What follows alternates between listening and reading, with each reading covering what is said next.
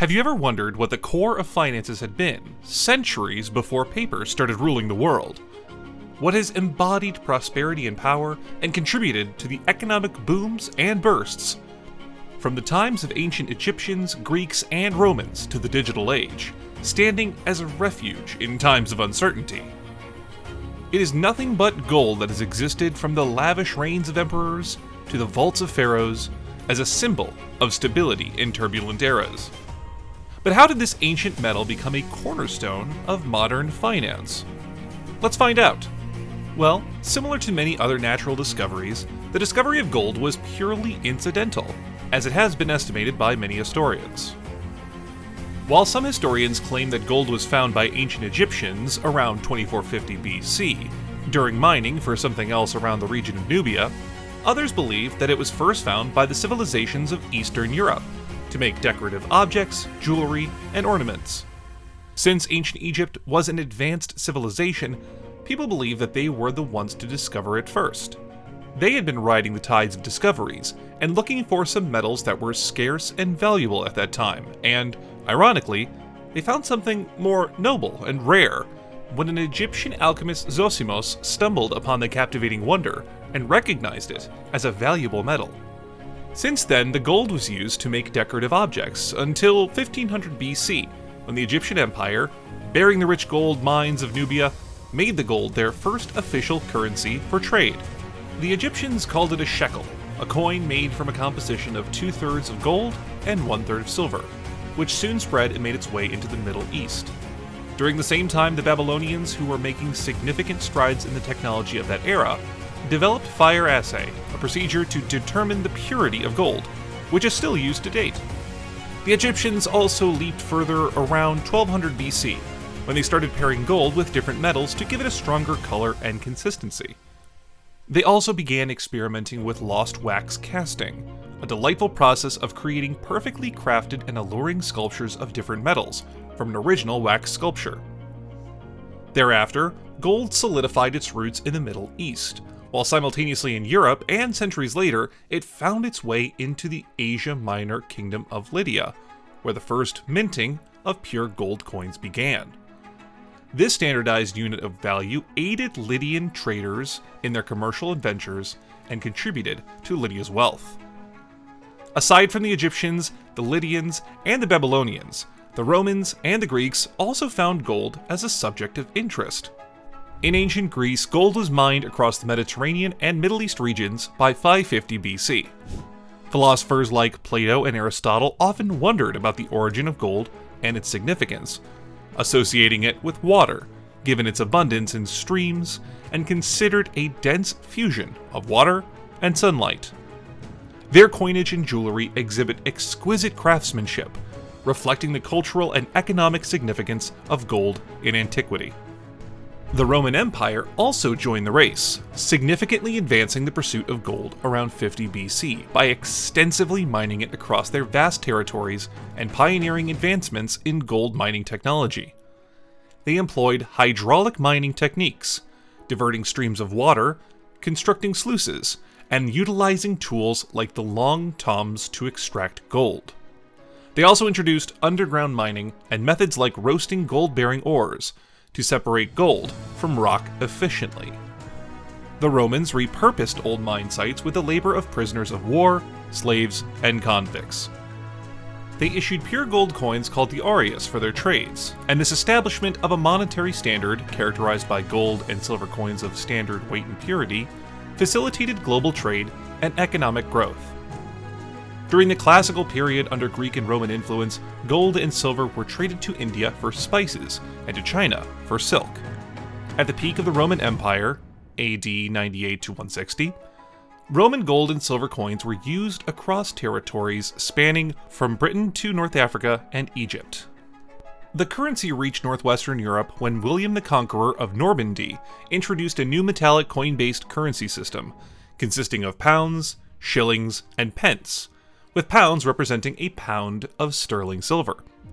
After that, England issued its first gold coin, the florin, by 1284, while the Republic of Florence issued its first gold ducat, which became a widely accepted gold currency for the next 5 centuries.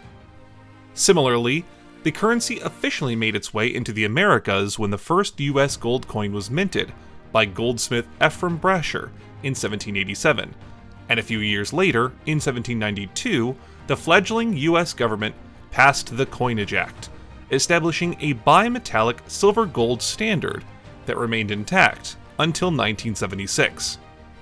In that year, the United States transitioned away from the gold standard to a system based entirely on fiat money. However, there were some problems with the solid currency, like the coinage problem. Since the gold coins were often minted not by centralized authorities but by individuals, these homemade coins, accepted as legal tender, were often irregularly shaped due to the lack of uniform minting standards.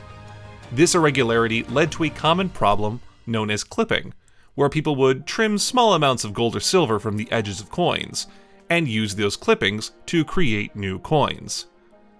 This clipping diminished the weight and value of the coins, making them less acceptable as currency, especially in foreign markets.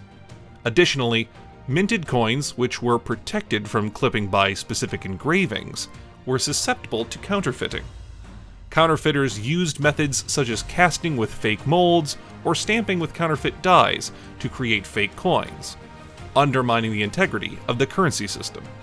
Now, before we proceed, if you want to know more about this shiny metal of wonder that has wooed men for centuries, then like our video and subscribe to our channel for more informative content about gold and its investments. In 1871, a new international gold standard emerged with England and Germany officially adopting it, and by 1900, most developed nations had followed their way to it. It was a monetary system where the standard unit of currency, such as the US dollar, was based on a fixed amount of gold, and this allowed individuals to exchange their paper money for a specific quantity of gold at a bank.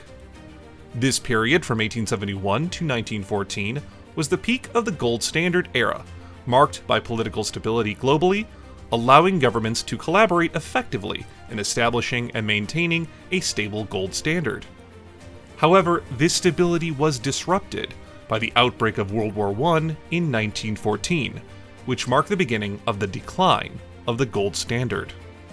During World War I, many nations suspended the gold standard temporarily to print money for war expenses, leading to hyperinflation, as the post-war crisis included changing political dynamics, increased international debts, and strained government finances. This led to an economic bloodbath that damaged the gold standard, including the Great Depression in 1929, which further damaged the standard. As the currencies misaligned greatly, the gold hoarding caused a surge in commodity prices, especially gold. To tackle this problem, bank runs and closures forced the governments to raise interest rates to discourage gold hoarding. But this backfired, raising business costs. Consequently, in the early 1930s, many nations, including Great Britain, abandoned the gold standard to recover from the Depression. However, the US and France, backed by their significant gold reserves, saw this as an opportunity to monopolize the global gold market. The United States President Franklin Delano Roosevelt implemented measures to prevent gold hoarding, like requiring banks to surrender gold to the Federal Reserve and banning gold exports. The Gold Reserve Act of 1934 prohibited private gold ownership, allowing the US to pay debts with dollars instead of gold, and amass gold reserves, establishing dominance in the global gold market. Their strategy worked well, as the US dollar, backed by most of the world's gold reserves, became an internationally recognized currency, as the central banks all around the countries tied their currencies to dollars instead of gold.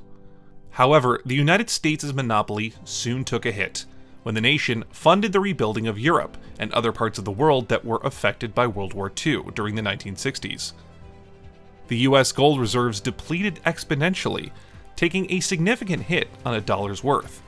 And by 1971, President Richard Nixon set the price of gold at $38 per ounce and halted the exchange of dollars for gold by the Federal Reserve.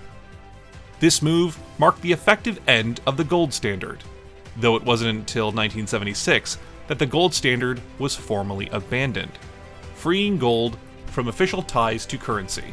As we conclude this history lesson, We now know that gold has been a valuable metal from the very start, not only used in jewelry and beautiful artifacts, but also as a stable currency in some majestic empires that have passed far before us.